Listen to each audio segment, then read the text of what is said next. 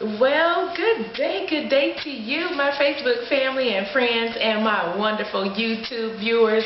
As always, you know, I hope and pray that you are enjoying and celebrating life. Well, welcome to At Home with Excellent Living, words of inspiration and empowerment, where it is my goal and my mission to inspire and empower you through the Word of God. Well, earlier this week I made mention, and even on last week, I talked about how to get out of a situation when you feel like your life is stuck. How do you get out of that rut? You know, you lost motivation and it just seems like things aren't working out for you. Well, how do you get yourself back up and moving again? Well, I'm here to share with you a word. That's right. Remember, the Word of God has everything that pertains to life and godliness. And God knew that you were going to feel that way. He knew that there would come a time that I would feel that way. And so, you know what? He put it all in the Word. Everything that we need is in the Word of God. So that's what we're going to go to today. We're going to go to 2 Kings. And we're going to hear about how these particular men were able to get themselves out of a sticky situation. All right. So here we're going to go to 2 Kings chapter 7. You know, you can go back and read this at your convenience. Please do, though. It's a very informative story, and it has, I can't even touch on all of the components and the messages that you can get out of it today. So please be sure and go back and read 2 Kings chapter 7. All right. And it says, at verse 3, and there were 4 leprous men at the entering of the gate. And they said one to another, why sit we here until we die? If we say we will enter into the city, then the famine is in the city, and we shall die there. And if we sit here, we die also. Now therefore come, and let us fall into the host of the Syrians. If they save us alive, we shall live.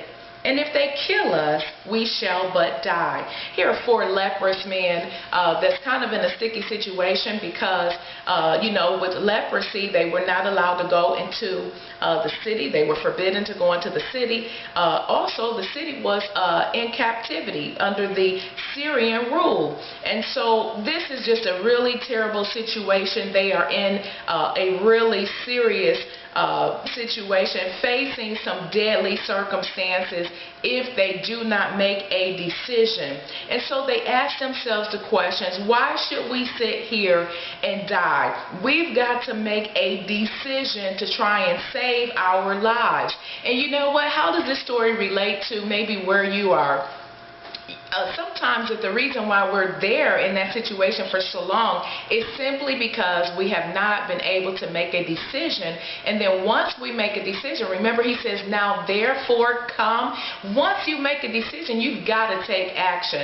And many of us procrastinate just a little too long. We ponder. And sometimes we even go to other people who are not familiar with the situation that we are in, or they aren't familiar with the set of circumstances that we are facing. And these were 4 leprous men who knew what one another were going through. They were all there together. They came together and said, we've got to come and make a decision. And once we make the decision, we've got to act on it. And when they act on that decision, the Lord blessed and opened up a door. And you know what? Things were not as though they appeared. Sometimes, we go ahead of ourselves and we don't make a decision because we say, well, if I do that, that's going to happen. Or if I say this, they're going to say that. And we have already killed our vision. We've already killed our dreams. We have already spoke negative against our inspirations and empowerments, the things that encourage us and motivate us. We've already talked that down simply because we have went ahead of ourselves and not really walked by faith, believing that God has already opened the door. God has already put the necessary people in place to be able to do the things that he needs you to do, the things that he's already planned for you to do. Remember what it says over in Jeremiah 29. The Word of God says that I know the thoughts that I think toward you. I already know the plans that I have for your life. Nevertheless, I need you to make a decision if you're going to follow me, if you're going to be obedient to my word, and I need you to be able to act on that. You can't be a hearer only, as Jesus said. You have to be a doer of the word of God. And because they made a decision and they acted upon their decision, they were able to be delivered and set free out of their circumstance and their situation. And not only were they able to be delivered, but the city of Israel also, because God had a plan. So I want to encourage you today to know that God gives you the ability to make a wise decision. He wants us to be able to get with people that are like-minded, to help us to make those decisions and to encourage us and support us along the way. If you are in a sticky situation right now, your life is stuck, you have no more motivation, you're not inspired or enthusiastic as you were before, I'm telling you today to make that decision, to do what God